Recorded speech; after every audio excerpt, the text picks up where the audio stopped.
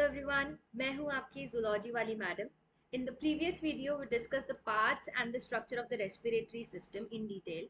और अगर आपने वो वीडियो नहीं देखा है अभी तक तो कोई बात नहीं, मैंने उसका लिंक जो है वो डिस्क्रिप्शन में ऐड कर दिया है. आप पहले उसे प्लीज ज़रूर देख के आएँ बिकॉज इन टुडेज वीडियो हम इम्पॉर्टेंट क्वेश्चंस डिस्कस करने वाले हैं जो कि उसी टॉपिक से रिलेटेड है. ये क्वेश्चंस आपको कॉन्सेप्ट रिवाइज करने में तो हेल्प करेंगे ही, साथ के साथ नीट प्रिपरेशन में भी बहुत हेल्पफुल रहेंगे. So stay tuned till the end and let's get started. Question practice में सबसे पहला क्वेश्चन है conducting part of respiratory system starts from. Conducting part शुरू कहाँ से होता है? तो first option is external nostrils. Pharynx, pharynx हमने कल की क्लास में पढ़ा, it is a common passage for food and air. Trachea which is wind pipe, let me use the red colour, wind pipe. Glottis जो हमने पढ़ा, it is the opening of larynx. तो इसका करेक्ट आंसर क्या होना चाहिए? External nostril सबसे पहला पार्ट होता है कंडक्टिंग सिस्टम का.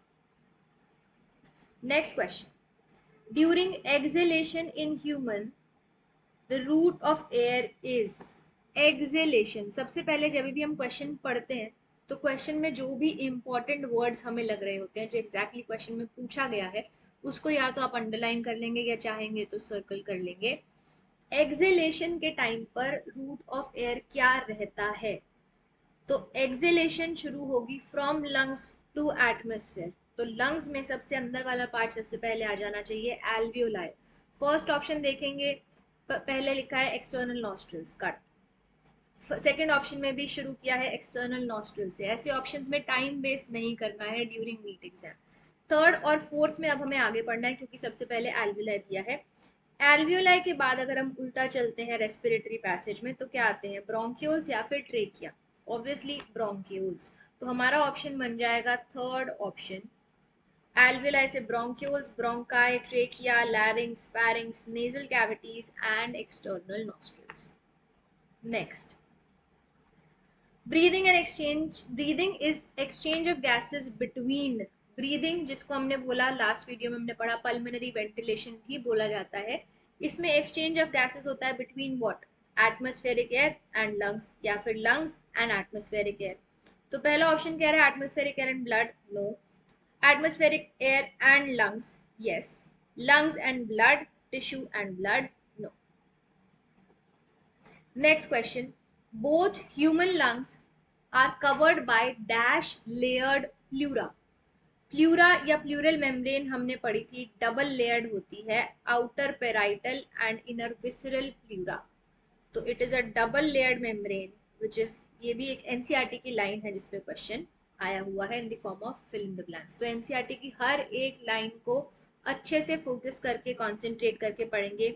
इफ यू वांट कि एनसीईआरटी के टॉपिक्स, जैसे मैंने यहाँ पर एक टॉपिक पढ़ाया, अगर आप चाहते हो कि उसकी एनसीईआरटी भी मैं लाइन टू लाइन यहीं पर प्रोजेक्ट करके एक्सप्लेन करूँ, उसमें आपको कहीं कंफ्यूजन है तो वो भी प्लीज़ मुझे कमेंट सेक्शन में बताइएगा, मैं उसकी एक अलग से वीडियो एनसीईआरटी के लिए बना दूंगी. Next question, find the incorrect match. Pharynx, pharynx हमने कल पढ़ा था, it is the common passage for food and air, yes. Larynx, larynx is the sound box और वॉइस बॉक्स. देखते हैं, larynx help in sound production, बिल्कुल ठीक है. Epiglottis is a part of trachea. देखते हैं fourth option, trachea, a tube like structure extending up to the mid thoracic cavity. ये बिल्कुल ठीक लग रहा है. एपिग्लॉटिस कल हमने पढ़ा है कि epiglottis is a cartilaginous flap जो कि किस में प्रेजेंट होता है? लैरिंग्स. ये लैरिंग्स का ही पार्ट है.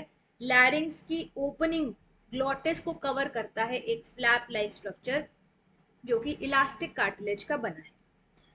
Next, cartilaginous box that helps in sound production in man is called. cartilage से बना हुआ box which helps in sound production. pharynx नहीं, larynx is our correct answer. अगर हमें पहला ऑप्शन पढ़ के ये भी लगता है किसी क्वेश्चन में कि हाँ ये सही ऑप्शन है और यही इसका करेक्ट आंसर है, फिर भी हमें बाकी सारे ऑप्शंस को पढ़े बिना उस ऑप्शन को टिक नहीं करना है. कई बार ऐसा होता है कि एक से ज्यादा ऑप्शन सही होते हैं या नीचे दोबारा से आपको ऑप्शंस दिए होते हैं A and B, A and C, तो वहां पे कंफ्यूजन की वजह से हम वहां गलत टिक करते हैं और ओएमआर में भी गलत फिल कर देते हैं। तो सारे ऑप्शंस पढ़े बिना कभी भी किसी ऑप्शन को सही नहीं करना है। अब चलते हैं नेक्स्ट क्वेश्चन पे। नेक्स्ट क्वेश्चन कहता है कि What function is not performed by the conducting part of the human respiratory system? पहला वर्ड हमने इसमें देखना है not performed। किससे not performed? conducting part of the respiratory system क्या काम नहीं करता? तो लास्ट वीडियो में हमने डिस्कस किया है कि कंडक्टिंग पार्ट के 3 काम है मेजरली। पहले फिल्टर करता है एयर को, दूसरा ये ऐड करता है मॉइस्चर उस एयर में, और तीसरा उस एयर के टेम्परेचर को बॉडी टेम्परेचर के इक्वल लाने में हेल्प करता है। इन तीनों के अलावा जो भी ऑप्शन होगा वो हमारा करेक्ट ऑप्शन हो जाएगा। सबसे पहला ऑप्शन कह रहा है exchanging gases across alveolar membrane. Exchange करना gases is the function of respiratory zone of the human respiratory passage और respiratory system, not the conducting zone. तो पहला ऑप्शन हमें लग रहा है गलत है, मतलब यही हमारा करेक्ट ऑप्शन है, लेकिन फिर भी हम बाकी ऑप्शंस को एक बार ध्यान से पढ़ लेंगे। दूसरा ऑप्शन है transporting atmospheric air to bronchioles, बिल्कुल ठीक बात है, ट्रांसपोर्ट कर रहा है, कंडक्ट कर रहा है एयर को, बिल्कुल ठीक है। Clearing the inhaled air from the foreign particles, foreign particles जो भी एयर में है उसमें ट्रैप हो जाते हैं म्यूकस में, और हेयर्स जो है उनके फिल्टर करने में हेल्प करते हैं। ह्यूमिडिफाइंग द इनहेल्ड एयर, मतलब उसमें मॉइस्चर ट्रैप करना। तीनों ऑप्शंस ठीक है, हमारा आंसर हो जाएगा first option. Next question, conducting part of the respiratory system does not include, conducting part में क्या इंक्लूड नहीं होता? तो कंडक्टिंग पार्ट हमने लेके चला था एक्सटर्नल नॉस्ट्रिल से हमारे टर्मिनल ब्रोंक्यूल्स तक जितना भी रीजन है, that is the conducting part of the respiratory system. तो उसमें क्या क्या चीजें आती हैं? ग्लोटिस, ऑब्वियसली लैरिंक्स की ओपनिंग है, आती है। टर्शरी ब्रोंकाई जरूर आते हैं। एल्वियोलर डक्ट्स, एल्वियोलर डक्ट्स जो होती हैं, क्या वो कंडक्टिंग पार्ट का पार्ट है? नहीं है। एल्वियोलर डक्ट्स, एल्वियोलाई और रेस्पिरेटरी ब्रोंक्यूल्स हमने लास्ट लेक्चर में डिस्कस किया है कि वो रेस्पिरेटरी जोन का पार्ट है, कंडक्टिंग जोन का पार्ट नहीं है। नेजल चेम्बर, जी बिल्कुल कंडक्टिंग जोन का पार्ट है। Next, glottis is an opening of, glottis किसकी ओपनिंग है? फेरिंग्स? नहीं, फेरिंग्स क्या है? Common passage for food and air, बार बार हम डिस्कस कर चुके हैं। लैरिंग्स होता है हमारा वॉइस बॉक्स, और इसी वॉइस बॉक्स की ओपनिंग को कहा जाता है ग्लॉटिस, जिसको कवर करने के लिए फ्लैप प्रेजेंट होता है जिसे बोला जाता है epiglottis. Next, incomplete cartilaginous rings are present for support around, incomplete cartilaginous जो C shaped rings हमने पढ़ी थी, कहाँ कहाँ प्रेजेंट होती है सपोर्ट के लिए? Trachea only, trachea and primary bronchi only, trachea primary and secondary bronchi only, trachea bronchi and initial bronchioles. तो लास्ट लेक्चर में हमने ये डिस्कस किया है, बहुत इंपॉर्टेंट पॉइंट मैंने आपको उस लेक्चर में बताया था, और देखिए उस पर क्वेश्चन भी है, और ये P/Q है, पहले नीट में आया पूछा गया क्वेश्चन है। तो हमने लास्ट लेक्चर में डिस्कस किया है कि जो ये इनकम्प्लीट कार्टिलेजिनस रिंग्स हैं, ये सिर्फ ट्रेकिया तक सीमित नहीं है, ट्रेकिया से लेकर ब्रोंकाई से लेकर इनिशियल ब्रोंक्यूल्स तक प्रेजेंट होती है। इनिशियल ब्रोंक्यूल्स के बाद जो टर्मिनल वो ब्रोंक्यूल्स होते हैं उसके नीचे तक ये एक्सटेंड नहीं करती है, सिर्फ इनिशियल ब्रोंक्यूल्स तक ही प्रेजेंट होती है। तो यहाँ पर हमारा फोर्थ ऑप्शन हमें सबसे ज्यादा रेलेवेंट लगता है, trachea bronchi and initial bronchioles. बाकी मोस्ट ऑफ द क्वेश्चंस में देखेंगे कि जिन ऑप्शंस में ओनली टर्म यूज किया जाता है वो ऑप्शंस मोस्टली गलत होते हैं। ऐसा नहीं मैं कह रही हूँ कि हर क्वेश्चन में गलत होते हैं, तो ये सिर्फ ओनली पढ़ के क्वेश्चन उसको ऑप्शन गलत है ऐसे टिक करके नहीं आएंगे, पर मोस्ट ऑफ द टाइम्स जहां पर ओनली मेंशन्ड होता है वो ऑप्शंस ऑलमोस्ट गलत ही होते हैं। ठीक है, तो इसमें हमारा ऑप्शन हो गया है फोर्थ। नेक्स्ट क्वेश्चन पे चलते हैं। During pulmonary ventilation, pulmonary ventilation का मतलब कल ही हमने समझा है, इट इज ब्रीदिंग, ब्रीदिंग को ही पल्मोनरी वेंटिलेशन बोला गया है। Exchange of gases takes place between, ये क्वेश्चन रिपीट हुआ है, लेकिन ये इसलिए ऐड किया गया है क्योंकि ब्रीदिंग की जगह पल्मोनरी वेंटिलेशन लिखा हुआ अगर आए तो आप लोग कंफ्यूज ना हो, ये दोनों सेम चीज है। किसके किसके बीच में होता है एक्सचेंज ऑफ गैसेस? बिल्कुल एटमॉस्फेयर एंड लंग्स के बीच में। लंग्स पल्मोनरी कैपिलरीज नहीं, टिश्यू कैपिलरीज एंड टिश्यू नहीं, माउथ एंड लंग्स नहीं. Next question. Each bronchiole gives rise to a number of very thin, irregularly walled and vascularized bag-like structures which are called. Bronchioles के आगे जो bag-like structures, irregular bag-like structures, thin wall वाले present होते हैं जो कि major site है for exchange of gases. क्या है वो? Alveoli. जी बिल्कुल alveoli है. माइक्रोविलाई, माइक्रोविलाई क्या है? वो इंक्रीज कर रहे हैं सरफेस एरिया, उसमें हेल्प कर रहे हैं. और लोब्यूल्स भी नहीं हमने पढ़ा इसमें, क्रिप्स भी नहीं पढ़ा. ये क्रिप्स ऑफ लाइवर्कुअन वो आपको अलग चीज, डाइजेशन जब चैप्टर इंक्लूड होता था उसमें आपको पढ़ाए जाते थे. Next, in humans cartilage is absent in. Cartilage कहाँ प्रेजेंट नहीं होती है? Initial bronchioles. अभी हमने करा कि C shaped cartilage initial bronchioles तक जरूर प्रेजेंट होती है. एब्सेंट पूछा गया है क्वेश्चन में. साउंड बॉक्स मतलब लैरिंग्स. लैरिंग्स हमने कल पढ़ा है कि ये कार्टिलेजिनस स्ट्रक्चर ही है, 9 कार्टिलेजेस का मिलकर बना है. एपिग्लॉटिस भी इसी लैरिंग्स की कार्टिलेज का ही एक पार्ट है. और लास्ट ऑप्शन हमारा है एल्वियोलाई. बिल्कुल ठीक है, एल्वियोलाई में कार्टिलेज प्रेजेंट नहीं है. Next, pleural fluid between the double layered pleura reduces friction on the lung surface. बिल्कुल ठीक बात है. प्लूरल फ्लूइड जो है वो इसीलिए दो लेयर्स के बीच में पाया जा रहा है क्योंकि वो फ्रिक्शन को रिड्यूस कर रहा है और लंग्स को कोलैप्स करने से बचा रहा है. तो स्टेटमेंट ए तो हमें लग रही है ठीक. अब हम पढ़ते हैं statement B. Parietal pleura and the visceral pleura respectively are in direct contact with the lung surface and thoracic lining.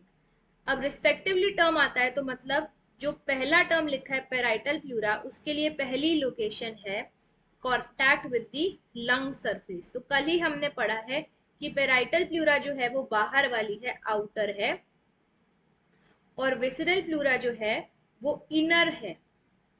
तो मतलब अगर लंग ऐसे है तो पेराइटल प्लूरा जो है वो ये है और विसरल प्लूरा अंदर वाली है.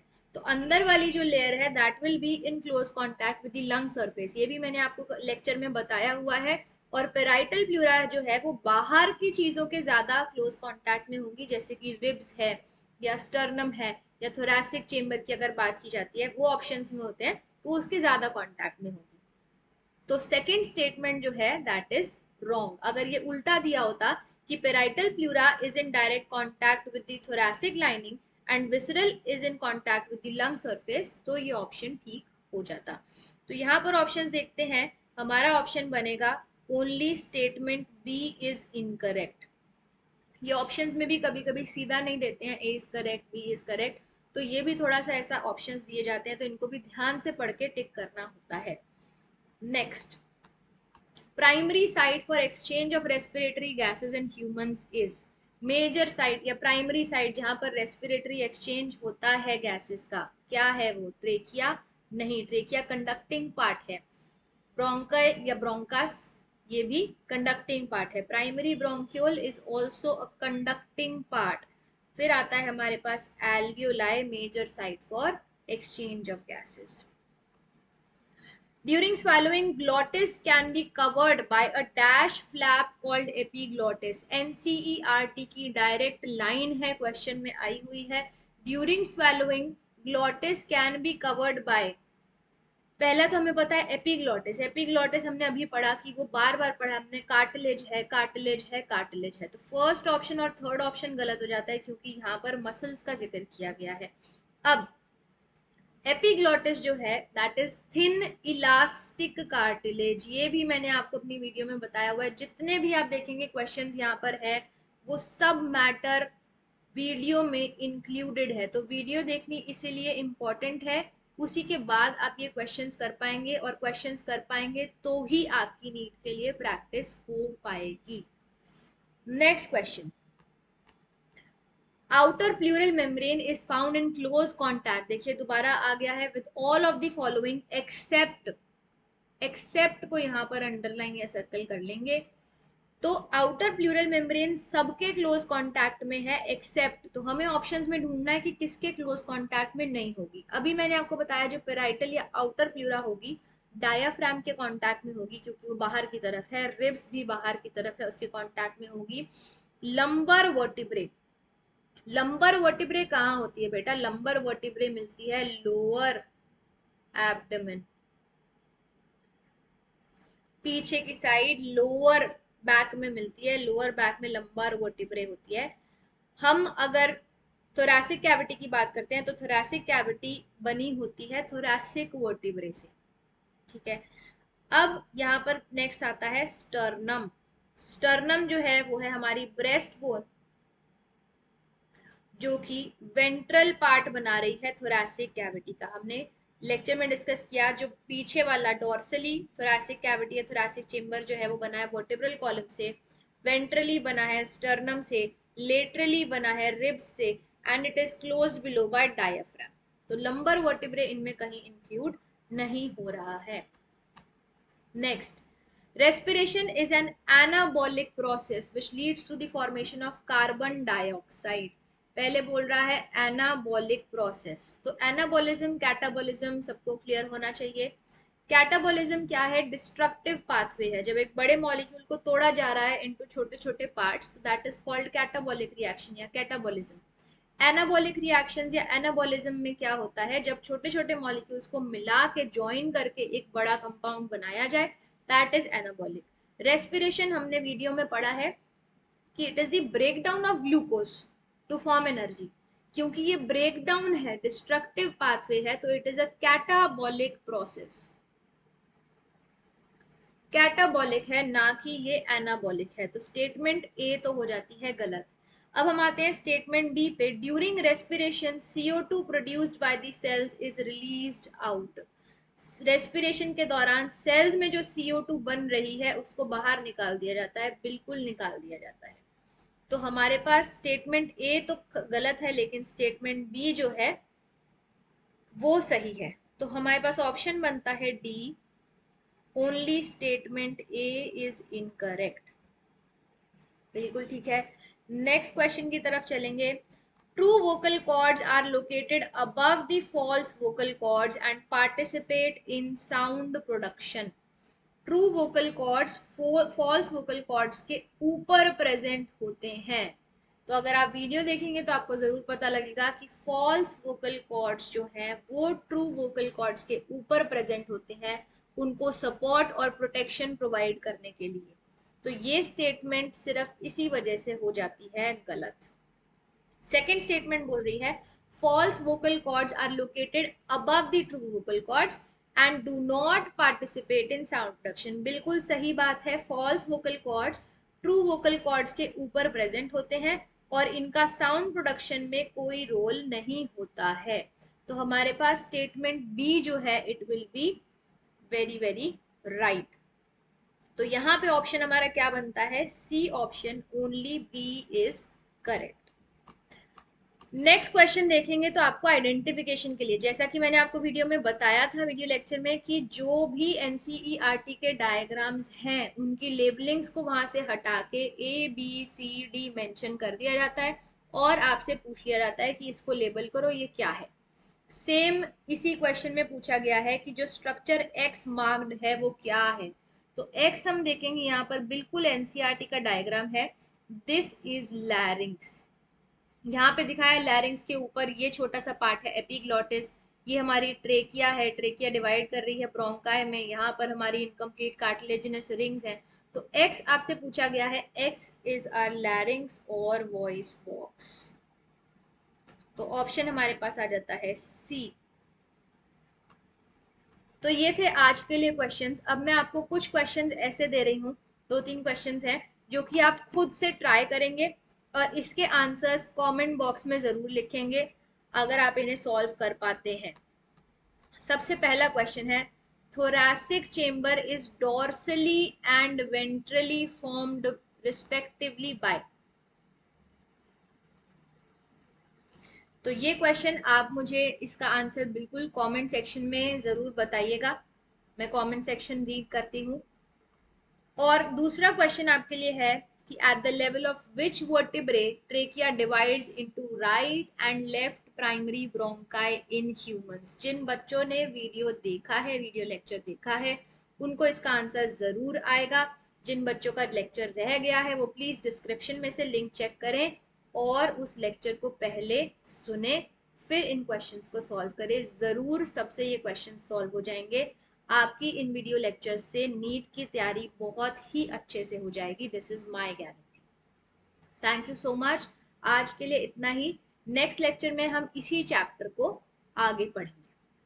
Bye bye, have a nice day.